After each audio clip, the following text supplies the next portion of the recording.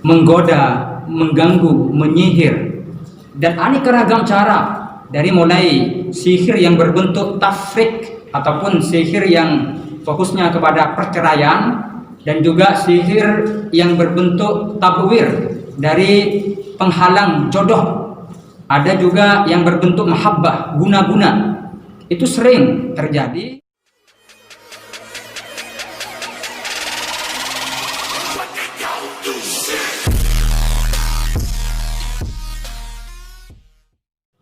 Bismillahirrahmanirrahim.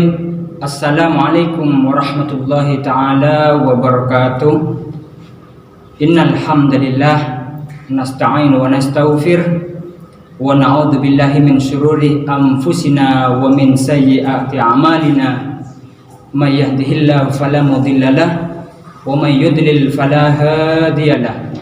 Asyhadu an la ilaha illallah wahdahu la syarikalah wa asyhadu anna Muhammadan abduhu wa rasuluhu la nabiyya ba'dah. Allahumma shalli wa sallim wa barik ala sayyidina Muhammad wa ala ali sayyidina Muhammad. Sahabat dan saudaraku semuanya yang dimuliakan Allah, dan juga mudah-mudahan diberikan kesehatan, kemantapan iman, serta istiqomah dalam mengamalkan ibadah, sekaligus sukses dalam setiap karir dan usahanya. Terhubung beberapa permasalahan yang terus menimpa, bahkan juga menghantui kepada saudara kita ataupun kepada sahabat kita, terutama dari segi kejahatan yang terus meraba, merajalela, serta terus menggoda suatu demi suatu.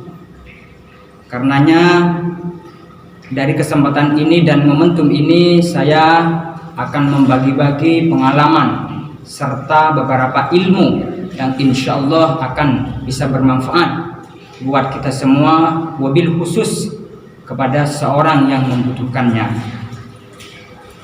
Banyak kejadian yang terjadi dan menjadi sebuah kebiasaan seseorang dalam bertindak kriminal.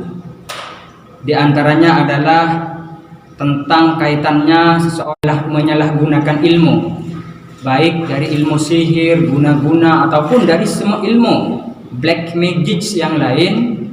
Maka dari ini ada beberapa amalan khusus yang akan insya Allah menjadi perisai tubuh kita, benteng kita, pagar kita, untuk kita lebih tenang dan konsentrasi dalam melaksanakan ibadah. Karenanya apa yang saya alami dan juga yang menjadi sebuah kejadian, diantaranya sering terjadi beberapa wanita, perempuan memposting, mengupload foto-foto di media sosial, baik di FB ataupun di YouTube, Instagram yang lainnya. Kadangkala mereka belum mengerti beberapa kesempatan yang itu memang dijadikan sebuah hal media oleh orang yang bertindak kriminal. Di antaranya adalah foto, karena foto ini adalah salah satu sarana atau media yang digunakan oleh orang-orang yang ingin menggoda, mengganggu, menyihir, dan aneka ragam cara, dari mulai sihir yang berbentuk tafrik ataupun sihir yang fokusnya kepada perceraian, dan juga sihir yang berbentuk tabwir dari penghalang jodoh. Ada juga yang berbentuk mahabbah, guna-guna. Itu sering terjadi dan menjadi sarana, menjadi alat untuk dijadikan gampangnya menaklukkan dan mengganggu seseorang. Oleh karena itu, jangan sampai sering kita sewenang-wenang dan seenaknya memposting foto, apalagi yang itu memang tidak menutup aurat. Ingat, suatu saat dan nanti akan diminta pertanggungjawaban, serta kita harus bisa mengoreksi muhasabah nafsi, serta bisa mengekstroversi diri untuk menjadi orang yang lebih baik lagi. Jadi waspadalah, jangan selalu merasa aman, nyaman, tenang.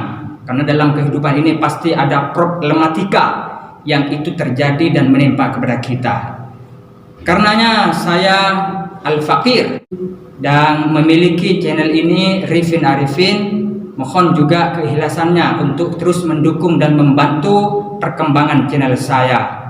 Demi kemaslahatan bersama, demi kemanfaatan bersama, maka saya berharap kita harus saling membagi-bagi. Baik, teringat kepada sihir, di mana sihir ini sudah ada pada sajak zaman Rasulullah, bahkan sebelum Rasulullah, Nabi Muhammad SAW itu sudah ada pada nabi-nabi sebelumnya. Nabi Musa alaihi salam itu juga sudah ada dan menjadi tradisi dan budaya. Sehingga jangan heran, jangan khawatir, karena itu adalah cara mereka untuk kerjasama dengan setan jin agar bisa mereka terrealisasikan keinginan serta hajatnya mereka.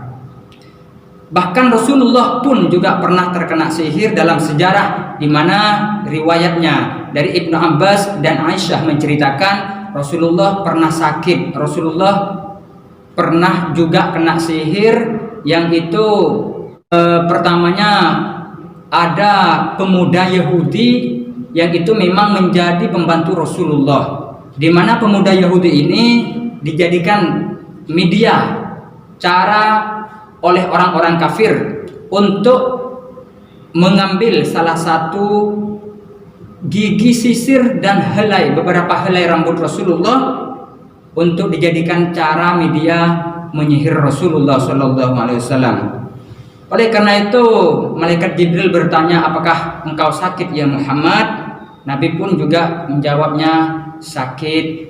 Karena itu langsung malaikat Jibril itu mengruqyah, di mana doanya malaikat Jibril yang berbunyi Bismillahi arqika min kulli da'in yu'dzika wa min syarri kulli hasidin wa 'ainillahi yashfika. Artinya Bismillahi, dengan menyebut nama Allah, arqika, saya meruqyahmu, min kulli da'in, dari setiap penyakit, yu'dzika, yang mengganggumu, wa min syarrin, dan dari kejahatan, kull hasidin, setiap orang yang dengki, yang jahat, wa ainillahi, dan dari pandangan kejahatan pandangan mata, yashfika, semoga Allah menyembuhkanmu. Itulah doa Jibril untuk baginda Nabi Muhammad SAW. Terus ternyata diketahui di mana pemuda Yahudi tadi itu berhasil mengambil beberapa helai dan juga gigi sisir Rasulullah. Akhirnya dipasrahkan, diberikan kepada kelompok-kelompok orang kafir, dan oleh orang kafir diberikan kepada pelaku sihirnya yang akan menyihir Nabi Muhammad SAW. Siapakah yang melakukan dibalik semua itu? Namanya Lubaid ibnu Aqsam, yang itu menyihir Nabi Muhammad. Akhirnya Nabi sakit terkena sihir. Ini Nabi. Bagaimana dengan kita yang mungkin imannya juga sudah pasti jauh daripada Rasulullah, juga ketakwaan ibadahnya, maka sangat mudah setan melakukan sesuatu untuk kita. Karenanya ada beberapa penting yang itu menjadi perisai benteng tubuh kita. Kemudian setelah ketahuan bahwa ternyata Nabi Muhammad itu terkena sihir dari media tadi, yaitu rambut, beberapa helai rambut dan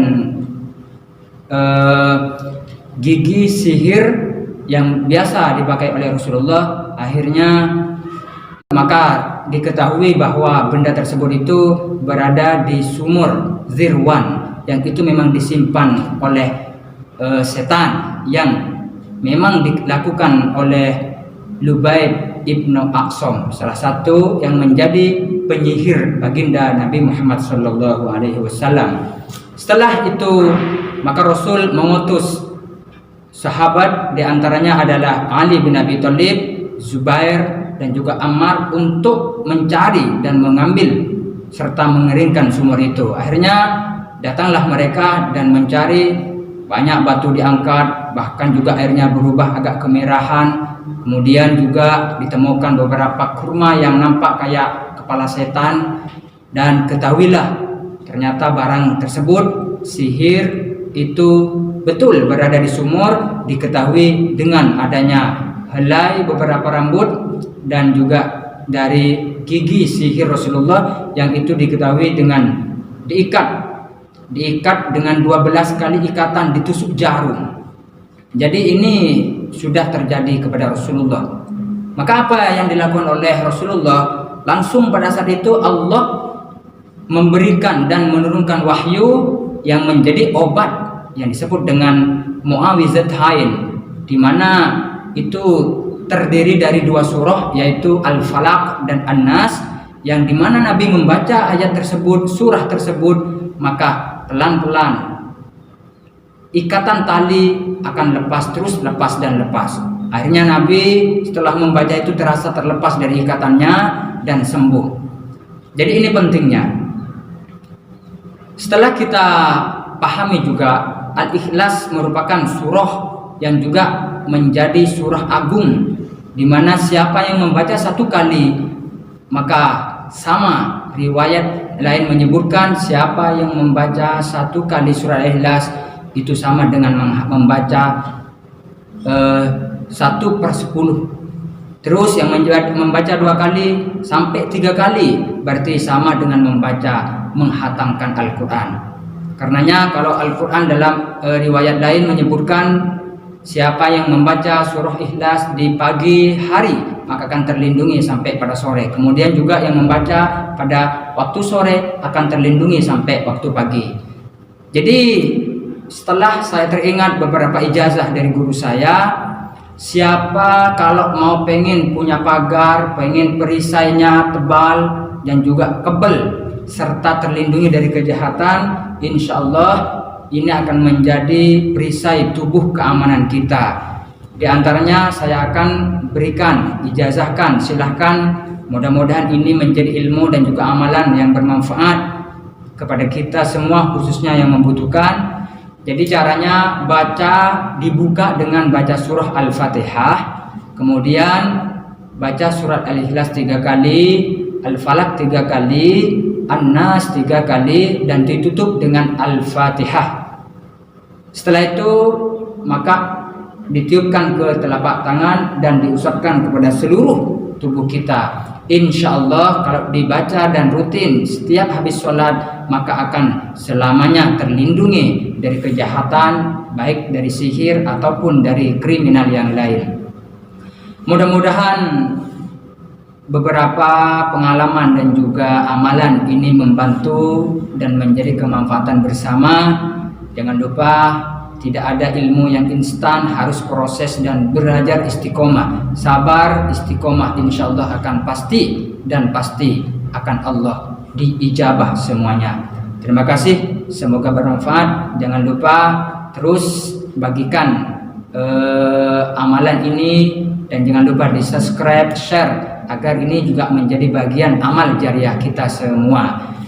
Akhiran minni wa ilal liqa ihdinas siratal mustaqim. Assalamualaikum warahmatullahi wabarakatuh.